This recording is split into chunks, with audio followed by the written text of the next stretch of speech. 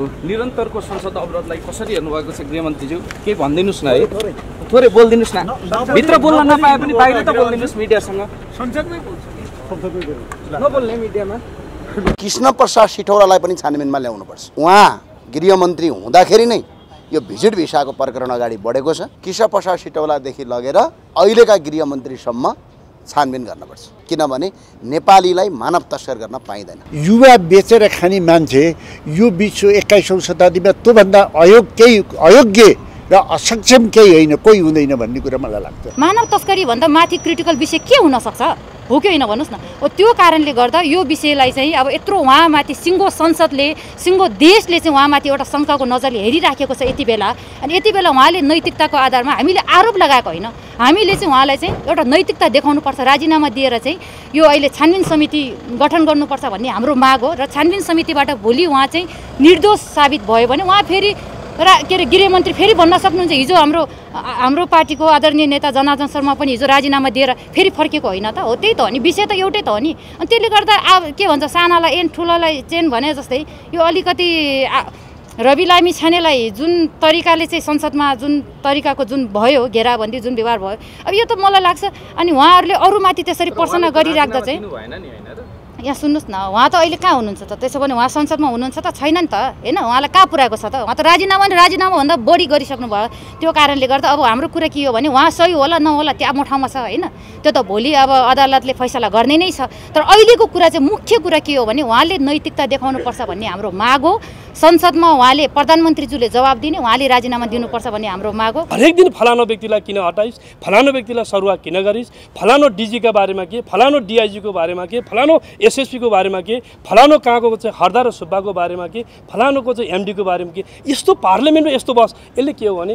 हेर्नुहोस् प्रतिपक्ष रचनात्मक हुन सकेन सृजनात्मक हुन सकेन र कमजोर एउटा पृष्ठभूमि र एउटा अनुभवहीनताको एउटा मारमा आज यो संसद हामी परिरहेका छौँ एउटा राष्ट्रिय नीतिहरूका बारेमा बहस गरौँ कानुन निर्माणका बारेमा धेरै चाप छ यसका बारेमा छलफल पैरवी गरौँ र यो बिचमा 10 महिनाका बिचमा यो देशलाई ठिक पथमा मार्गमा लैजान पर्छ भनेर प्रतिपक्ष र विपक्षी दलको तर्फबाट सरकारलाई दिएको सुझाव एउटा राम्रो भन्नुहोस् त रोगीलाई निरोगी बनाउँदै खुसी बाँड्दैछ वैदिक आयुर्वेद सेवा प्रणाली वैदिक आयुर्वेद सेवा प्रणालीमा दिशा घरको जुनसुकै समस्या निको बनाउन सम्भव छ उहाँहरूको सुविधाका लागि संसदमा जे भन्नुहुन्छ त्यो कुरा गर्ने होइन त्यसकारण हरेक व्यक्तिको सरुवाबाट हरेक व्यक्तिका नियुक्ति हरेक व्यक्तिका चाहिँ बर्खास्ती वा पदोन्नतिमा संसदमा विषय बनाएर जान सकिँदैन त्यसले गर्दाखेरि उहाँहरूले आफ्नो माग मुद्दा उठाउनुहोस् यसमा हाम्रो आपत्ति छैन तर म के प्रष्ट शब्दमा भन्न चाहन्छु भने सरकारले मान्य गृहमन्त्रीजीले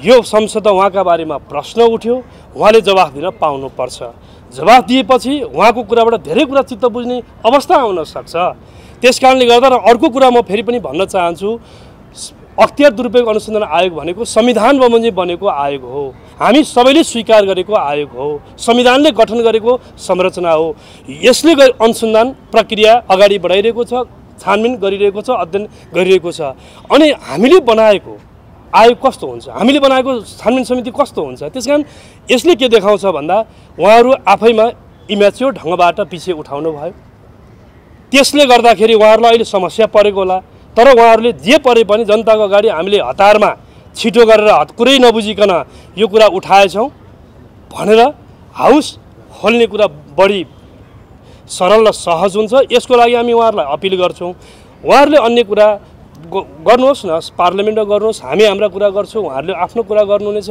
संसदलाई एउटा रचनात्मक र चाहिँ एउटा सृजनात्मक बहसको थलोको रूपमा लैजानको लागि सहयोग उहाँहरूले गर्नुपर्छ र अहिले यो बन्धक उहाँहरूका कारणले भइरहेको छ उहाँहरूले खोल्नुपर्छ बजेटमाथिको छलफल यति महत्त्वपूर्ण विषय रोकिरहनु भएको छ सङ्घीय निजामतीसँग सम्बन्धित विधेयक हाउसमा टेबल हुँदैछ अब प्रतिवेदन यो पारित गर्नुपर्नेछ संहिता कानुनसँग जोडेका कानुन बनाएन संसदले भन्ने यति ठुलो आरोप छ सरकार यसरी मेहनतका साथ कानुन बनाउन लागिरहेको छ संसद समितिले काम गरेको छ यी सबै कुरालाई अवरुद्ध किन गर्न खोजिरहनु भएको छ भने उहाँहरू नियोजित ढङ्गबाट नियत नै बनाएर पार्लियामेन्टलाई असाध्यै एउटा चाहिँ गतिहीन तर्फ लैजान खोज्दै हुन्छ यो दुःखद कुरा हो र हामी फेरि पनि आग्रह गर्न चाहन्छौँ यो बाटो उहाँहरूले त्याग गरेर सुचारू हाउसलाई सुचारू गर्नुपर्छ नमस्कार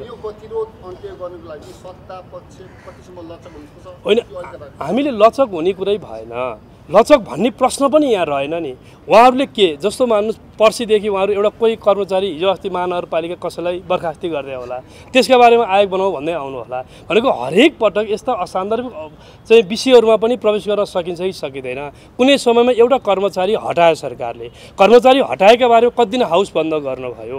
अनि यो तरिकाबाट पार्लियामेन्ट लाने हो। एउटा व्यक्तिका बारेमा संसदमा बहस हुन्छ कि यति महत्त्वपूर्ण सार्वभौम नेपाली जनताको विवेकको मतबाट निर्वाचित भएको सर्वोच्च जनप्रतिनिधिमूलक संस्था एउटा राष्ट्रिय नीतिहरूका बारेमा बहस गरौँ, कानुन निर्माणका बारेमा यति धेरै चाप छ, यसका बारेमा छलफल पैरवी गरौँ र यो बिचमा 10 महिनाका बिचमा यो देशलाई ठिक पथमा मार्गमा लैजान पर्छ भनेर प्रतिपक्ष र विपक्षी दलको तर्फबाट सरकारलाई दिएको सुझाव एउटा राम्रो भन्नुहोस् त। हरेक दिन फलानो व्यक्तिलाई किन हटाइस्, फलानो व्यक्तिलाई सरुवा किन गरिस्, फलानो डिजीका बारेमा के, फलानो डिआइजीको बारेमा के, फलानो एसएसपीको बारेमा के, फलानो कहाँको चाहिँ हरदार सुब्बाको बारेमा के, फलानोको चाहिँ एमडीको बारेमा के। यस्तो पार्लियामेन्टमा यस्तो बस यसले के हो भने हेर्नुहोस् प्रतिपक्ष रचनात्मक हुन सकेन, सृजनात्मक हुन सकेन र कमजोर एउटा पृष्ठभूमि र एउटा अनुभवहीनताको एउटा मारमा आज यो संसद हामी परिरहेका छौँ। हामी जस्ता सांसद, म पनि चुनाव जितेर आएको, हामी धेरै सांसदहरू हाम्रा पनि मुद्दाहरू हाम्रा जिल्लाका हाम्रा क्षेत्रका जनताका मुद्दाहरू संसदमा सरकारलाई सुनाउन चाहन्छौँ कि हाम्रा अधिकारहरूलाई कुण्ठित हरेक पटक उहाँहरूले गरिरहने। यस कारणले गर्दा उहाँहरूको निगाहबाट हाउस चल्ने यो परिस्थिति अन्त्य गर्नुपर्छ। फेरि पनि हामी भन्न चाहन्छौँ, हामी फेरि पनि उहाँहरूले समय माग्नुभएको छ, माग्नुहोस्। आज हामीले हाउसमा सूचना टाँस गरेर स्थगित गर्यौँ। हामी यसमा सहयोगी भूमिकामा छौँ, किनभने जबरजस्ती नगरौँ भन्ने कुरामा हामी तयार छौँ। तर उहाँहरूले पनि आफूलाई ठिक तहबाट समीक्षा गर्न जरुरी छ। यो संसद भनेको हामी सबैको साझा हो, यसको प्रभावकारिताभित्र हामी सबैले जस पाउँछौँ भन्ने कुरा बुझौँ। यो कुरामा यो प्रतिपक्ष वास्तवमा जिम्मेवार बन्न सकेन, यसप्रति दुःख छ। धन्यवाद, नमस्ते। एयरपोर्ट खानीदेखि ठुला भवन बनाएर चाहिँ नि कमिसन खानीदेखि ठुला अनावश्यक सडक बनाएर कमिसन खानीदेखि होइन, अनावश्यक विदेशबाट ऋण लिएर देशलाई डुबाउनेदेखि कृषि अनुदान लिएर चाहिँ नि कृषि अनुदान जनताले नपाएर सीमित व्यक्तिले खानेदेखि यी सबैलाई आयोग गठन गरेर कारवाही गर्नुपर्छ, नत्र यो मुलुक बन्दैन। जस्तो माननीयज्यू दुईटा ठुला दल मिलेर यो राजनीतिक अस्थिरतालाई चिर्छन्, जनतामा आशा अपेक्षा जगाउँछन् भनेर हेरिएको सरकार, दुई ठुला दलको सरकार विवादमा मात्रै तानिएको छ। यसले के सन्देश दिइरहेको छ जनतालाई? हाम्रो पुराना नेताहरू जसले लामो समयसम्म सत्ता सञ्चालन गरिरहनु भएको छ, जसले सत्ताका निम्ति व्यक्तिहरू मनोनित गरिरहनु भएको छ, नियुक्ति गरिरहनु छ, उहाँहरूसित राज्य सञ्चालन गर्न सक्ने र सही व्यक्ति सही ठाउँमा राख्न सक्ने योग्यता र क्षमता देखिएन। त्यसकारणले मुलुकले अहिले दुःख पायो र दुईटा ठुला शक्ति मिल्दा पनि हामीले समयमा मान्छे नियुक्ति गर्न सक्ने, समयमा काम गर्न सक्ने हामीले गर्न सकेनौँ। त्यसकारणले हाम्रो लिडरसिपले समयअनुसार मुलुकलाई लैजान सकेन, सत्तामा जान सक्यो, सत्तामा उपयुक्त व्यक्तिहरू लैजान सकेन। ऊ सत्तामा जान सक्यो, उसले मन्त्री बनाउन सक्यो, उसले सही मान्छे छान्न सकेन। त्यस कारण मलाई हाम्रो पुरानो लिडरसिप हिजो प्रजातन्त्र ल्याउनका निम्ति, जेल जानका निम्ति सक्षम थियो, ऊ आदरणीय छ, तर सत्ता चलाउन सकेन भन्ने कुरा मलाई लाग्छ। विजिट भिसा प्रकरणलाई कसरी हेर्नुहुन्छ? अब संसारले युवालाई सम्पत्ति मान्छ र आफ्नो देशमा राख्छ। हाम्रो देशले नेपालमा रोजगार दिने, उद्योग धन्दा चलाउने, विश्वविद्यालय राम्रो बनाउने, स्कुलहरू राम्रो बनाउने, प्राविधिक शिक्षा राम्रो गराउन छोडेर युवा बेचेर खाने मान्छे यो 21औं शताब्दीमा त्योभन्दा अयोग्य र असक्षम केही होइन, कोही हुँदैन भन्ने कुरा मलाई लाग्छ। धन्यवाद। ऐन कानुन नियम बनाउने हो। हामीले 1 वर्षमा चाहिँ हजारौं कानुन बनाएर जनतालाई सेवा दिनुपर्नेमा सत्ताको खेल र रक्षारक्षीमा यो संसद भएको छ। त्यही भएर यो व्यवस्थामा सुधार नगरिकन देश बन्दैन। जनताबाट प्रत्यक्ष निर्वाचित कार्यकारी प्रधानमन्त्रीमा जाउँ, संसद सिर्फ कानुन निर्माणका लागि गरौँ। अहिले हेर्नुहोस् त डिजिटल मिडियाको कुरा, अहिले अनलाइन राइडिङको कुरा, जसरी तपाईँको सेयर राइडिङको कुरा, यसको लागि त हामीले कानुन बनाउनु पर्थ्यो नि त। कानुन बनाउँदाखेरि संसद अवरुद्ध छ। अनि सत्तामा जाँदा सबै कुरा ठिक हुने, सत्ता छोडिसकेपछि सब कुरा बेठिक हुने, यो प्रवृत्तिबाट चाहिँ संसद गुज्रेको छ। आज मात्र होइन, यो पटक पटक भएको छ। त्यो जनताको समय बर्बाद भएको छ। त्यो भए हुनाले यो व्यवस्थामा सुधार गर्नुपर्छ। जनताबाट प्रत्यक्ष निर्वाचित कार्यकारी प्रधानमन्त्रीमा जानै पर्छ। संसदलाई संसदको रूपमा खुला छोड्नै पर्छ। यो व्यवस्थामा यदि गइएन भने भोलि अर्को कुनै मान्छे आए पनि हुने यही हो। त्यो भएको हुनाले अहिले म स्पष्ट भन्छु र छानबिनको विषय पनि 2064 सालदेखि कृष्णप्रसाद सिटौलालाई पनि छानबिनमा ल्याउनुपर्छ। यसमा कृष्णप्रसाद सिटौला नै उहाँ गृहमन्त्री हुँदाखेरि नै यो भिजिट भिसाको प्रकरण अगाडि बढेको छ। कृष्णप्रसाद सिटौलादेखि लगेर अहिलेका गृहमन्त्रीसम्म छानबिन गर्नुपर्छ, किनभने नेपालीलाई मानव तस्कर गर्न पाइँदैन। हस्, धन्यवाद। जस्तो मानिन्छ तपाईँहरूको पिएसओको विषय के भयो? गृहमन्त्री अब हाम्रो यस्तो छ, हामीलाई दिनुपर्छ भन्ने छैन, तर विभेद नगरिदिनुहोस्। अब सक्नुहुन्छ भने हाम्रो तलब पनि कटौती गर्नुहोस् र फिर्ता लिनुहोस्, हामीलाई चाहिएन। हस्, धन्यवाद।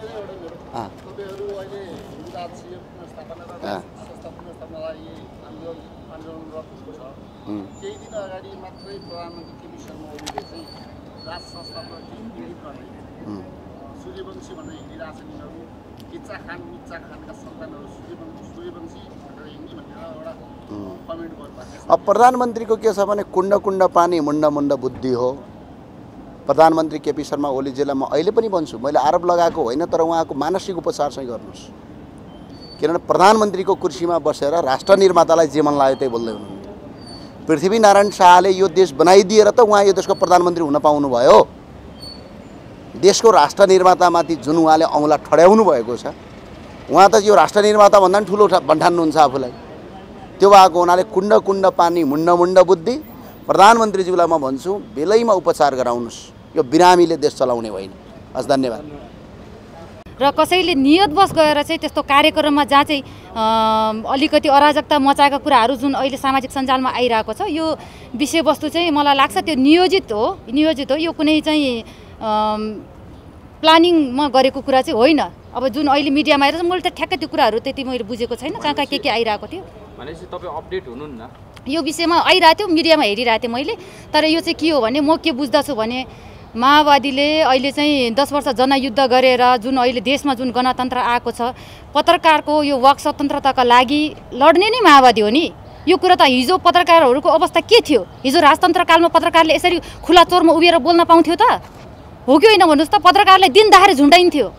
आजको दिनमा त हरेक पत्रकारले जहाँ जुनै सुकै अवस्थामा अहिले पनि म हिँडिराखेको छु, तपाईँले बोल्नु पर्यो भन्नुभयो, म बोलिरहेको छु। त्यो कारणले गर्दा त्यो स्वतन्त्रता दिने भनेकै माओवादी हो कि। त्यो कारणले गर्दा चाहिँ यो जुन बाहिर अनावश्यक जुन भ्रमहरू फैलाउने जुन यस्ता षड्यन्त्रहरू केही राजावादीका 2-4 जना टट्टुले गरिरहेका छन्, यसमा चाहिँ हामीले खासै अनौठो मानेका छैनौँ। जस्तो अस्ति भर्खरै पनि राजावादीको जुन दीप प्रज्वलन थियो, त्यहाँनिर चाहिँ वाइसेलहरूले ढुङ्गामुढा गरे के? यो तपाईँको कुरा यो विषयमा चाहिँ के हो भने वाइसेलले ढुङ्गामुढा गरेका होइनन्। राजावादीहरू वाइसेलका कार्यक्रम जहाँ वाइसेलले कार्यक्रम गरिरहेको छ, तपाईँको भित्र के अरे जङ्गलभित्र पसेको बाघलाई जबरजस्ती जिस्काउन जङ्गलभित्र पस्यो भने के हुन्छ त? बाघ त झम्टिन आउँछ कि आउँदैन?